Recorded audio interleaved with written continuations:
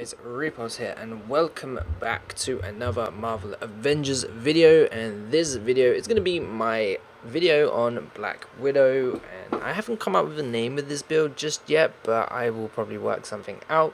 But it's pretty much nearly finished. I just wanted to show off what I have so far. So here are my stats. We have 2061 in melee rating, 1090 in defense, 800 in range, and heroics is 1816.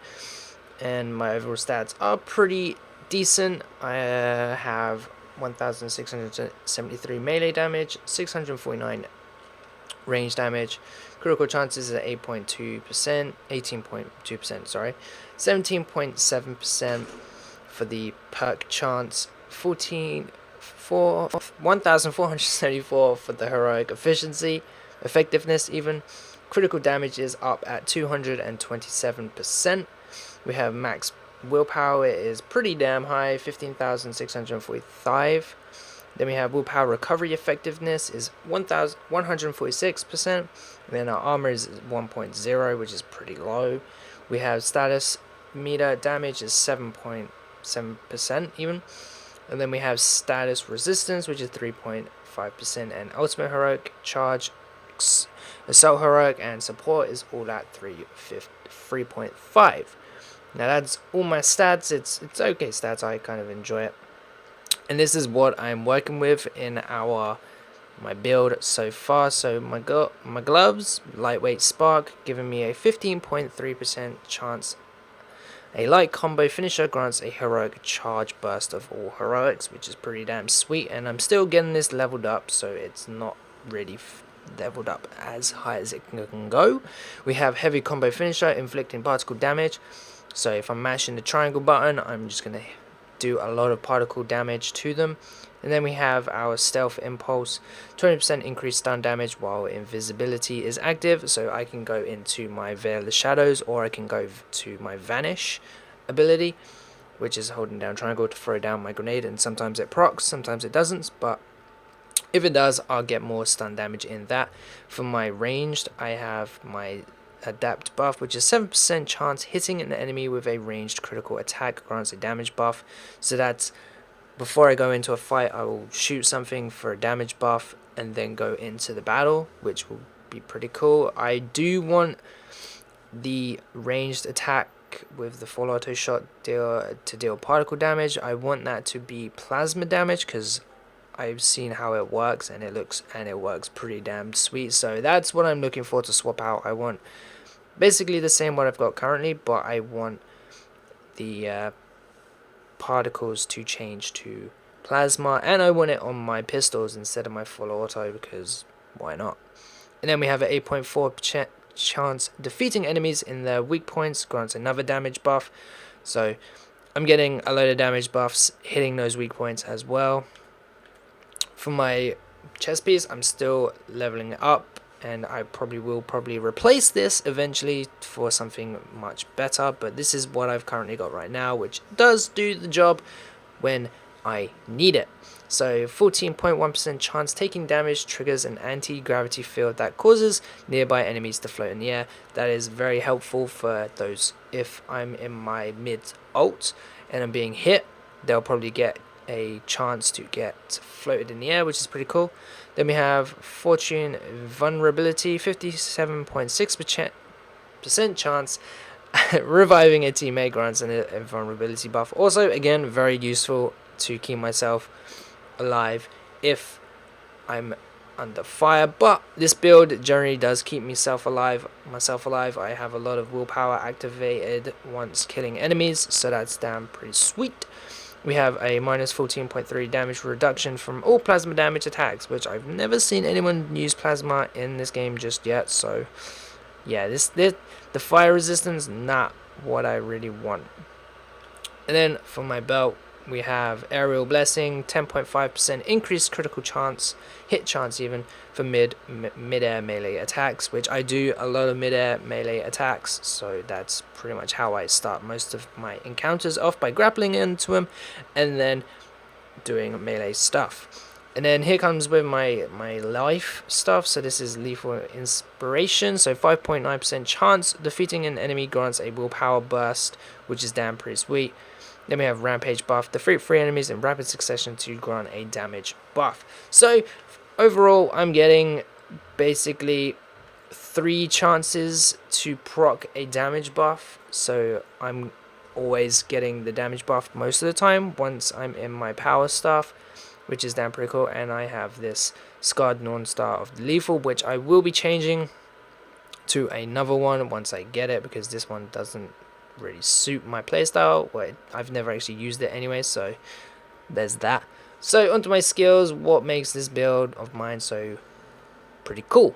So we have in our specialization Veil of Shadows number 1, we have our Shadows gift. So that basically enemies defeated while Veil of Shadows is active have a 35% chance to drop a heroic orb. That is giving me my Veil of Shadows back, my Power Surge back, and my Assault Heroic, my Widow's Bite even, are back very fast. So that's damn well sweet. Then we have over here, we have Mortal Cloak, so increasing the critical attack chance for teammates cloaked by Veil of Shadows by 30%. I might change that so I can have myself to do. Oh, I don't even think I can change it, but right now I'm giving my teammates a 5% chance for critical attacks, so hey, that's that. Then we have Lightning Fist, so this is channels Widow's Bite energy back into the gauntlet and turns the heroic ability into a lightning fast melee attack that sends nearby enemies flying, increasing the charge rate of the assault heroic meter. This I actually prefer out of any of these two, because they like come into my playstyle. So yeah, I'm more of a up in your face kind of thing, so I'm happy I've got this. Over to our Widow's Bite specialization number 2, I'm using Paralyzing Bite, so it gives me a 40% more stun damage and increasing the chance to stun enemies, which is very good for this build as well. I could have went with something else, but I kind of want this. I might change it to this, maybe, I don't know, but this is what I'm working with now. I like Paralyzing Bite anyway. Moving over to our ultimate heroic ability, which I have Power Staff, which is increasing 35% increased damage from staff attacks while overcharged while Power Surge ability is active. I'm constantly in overcharge state once this power surges up. I'm always building it to get there really quickly, so I'm getting there very, very fast. Then we have over on the second tree, we have it being extended. I could add more stun damage, but I want that extra downtime with 4 seconds of Power Surge, so that's giving me a total of pretty decent timing. I'm not sure what the timing is, but it does deal quite. I have a lot of time in Power Surge, so it's pretty cool. And then moving over to my heroic, basically my mastery, where all my stuff happens, and basically we're going with increasing all damage while overcharged by 5%. So I'm getting a lot of damage, like in my Power Surge, so it's pretty cool. And getting overcharged as well, so it's pretty cool. So overcharge and Power Surge combined, getting a lot of damage.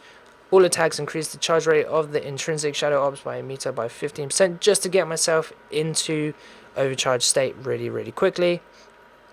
I could change it to the head range one, but it's kind of long.